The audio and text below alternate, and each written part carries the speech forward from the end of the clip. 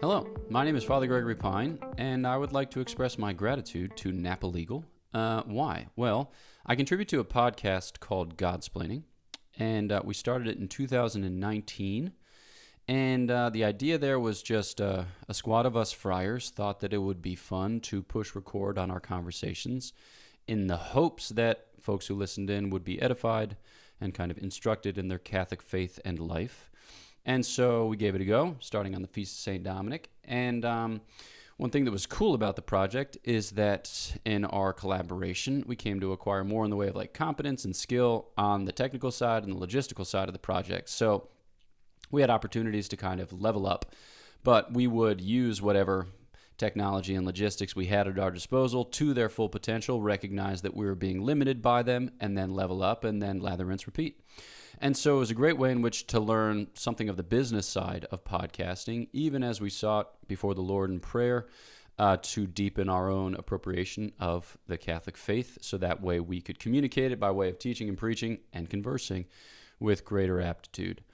But one thing that we kind of encountered at a certain point was that it would be helpful for Godsplaining at the encouragement of the province to which we pertain to kind of conduct the work with a little more liberty and transparency before our donors. But in order to do that, we had to set it up as a 501c3. And here's the thing. With legal work, you need to know what you're doing, and you can't make it up. And you also can't acquire technical competence or logistical know-how in a fly-by-night fashion without exposing yourself to potentially difficult situations. And so we were like, okay, we've learned a lot, but we don't know anywhere near enough to do this thing. And so also we don't have money to pay for it. So how do we go about identifying somebody who can help us in this endeavor, on whom we can rely, that is to say, somebody who is competent in their craft, and who can explain to us what we need to do in, kind of subsequent filing years, so that way we don't fall afoul of the law. That is to say, a good teacher, a good communicator, a good person to accompany us through it. And that is, in fact, what we found with Napa Legal. So Napa Legal was super generous in pairing us with a firm who helped to set us up as a 501c3 and get everything kind of all fit and firm in both the federal and in the local dispensation of taxation. And we're super grateful because at this stage of the game, it's spinning like a top or humming like whatever hums, humming like an engine, humming like a something. And it's been super, super fruitful for us and for growing our apostolate.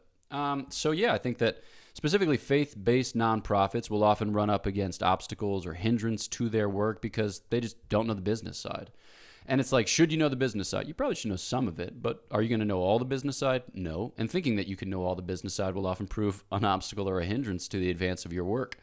And so it's helpful to have people who share your kind of identity and mission as Christians, as Catholics, so that they can sympathize deeply with your project and explain to you the types of things that you need to do on the business side in order to achieve your goals for the glory of God and the salvation of souls. And that, again, is what we found in Napa Legal. So super grateful for Napa Legal's help along the way and recommend Napa Legal to those who are kind of inquiring for the type of business know-how and or savvy, which can facilitate the type of connection and resolve some of your legal needs. So, that's what I hope to share. I hope you profit from it in turn. Thanks to Napa Legal. Cheers.